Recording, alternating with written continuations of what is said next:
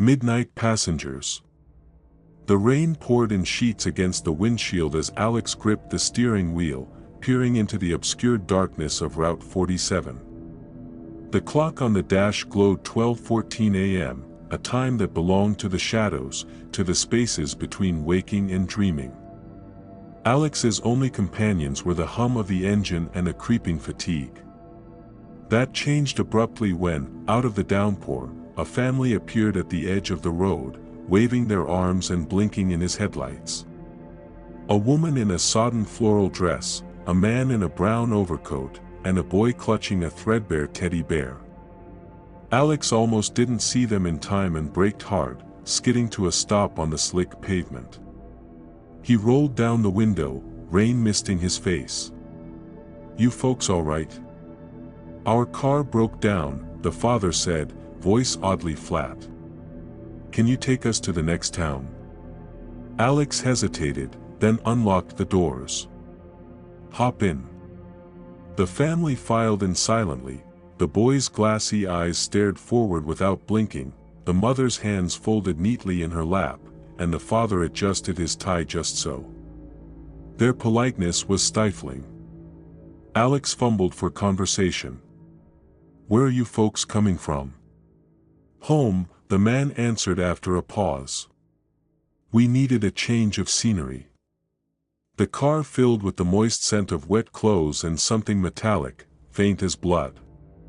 The boy whispered something to his teddy, the mother stared out into blackness, and the man's eyes watched the road, unblinking and bright. They soon reached a patch where the trees hunched close overhead, their branches tapping against the roof. The radio flickered with static, and then came a tune, something old, a lullaby Alex didn't recognize. He tried to switch the station, only to find every button played the same eerie song. Suddenly, the boy began to hum along, his voice breathy and high. Alex felt a chill work up his neck. "It's a beautiful night," the mother intoned, breaking the silence. "Perfect for a drive." Alex laughed nervously. "If you say so. I'd rather be curled up in bed right now." A silence pressed in, thick as fog. "Bed isn't always safe," the boy said softly, glancing up. "Sometimes monsters hide there." A heartbeat, then the mother shushed him. "Don't pay him any mind." Alex chuckled, but his fingers tightened on the wheel. He caught the father watching him in the rearview mirror, eyes too large, smile a touch too wide. The road seemed to twist strangely, the car's headlights catching glimpses of movement, shapes darting between the trees. At one point, Alex thought he saw a figure running alongside the forest edge, but when he looked again, it was gone. Lightning forked across the sky. "So, what's in the next town?" Alex asked. "A home," the father said after a long pause. "A place for families like ours." Alex tried not to look unnerved, but a sense of something fundamentally wrong enveloped him. The family's voices were muffled, as though coming from far away, and the world outside the car ebbed further into unreality with every passing mile. They drove on in uneasy silence before the boy abruptly pointed. "Stop here." There was nothing but woods, a tangle of gnarled trunks and brambles. "You sure?" Alex asked, voice trembling. "This is where we get out," the mother said calmly. Without another word, the family opened their doors, stepping out into the rain. The air inside the car felt lighter immediately, the suffocating wrongness departing with them. Alex shuddered, watching the trio vanish between the trees. He forced a laugh and pulled away, glancing in the mirror to see only darkness behind him. When he next looked forward, he braked hard. Another figure stood in the middle of the road, its face veiled in shadow. His heart hammering, Alex rolled down the window an inch. "Need a ride?"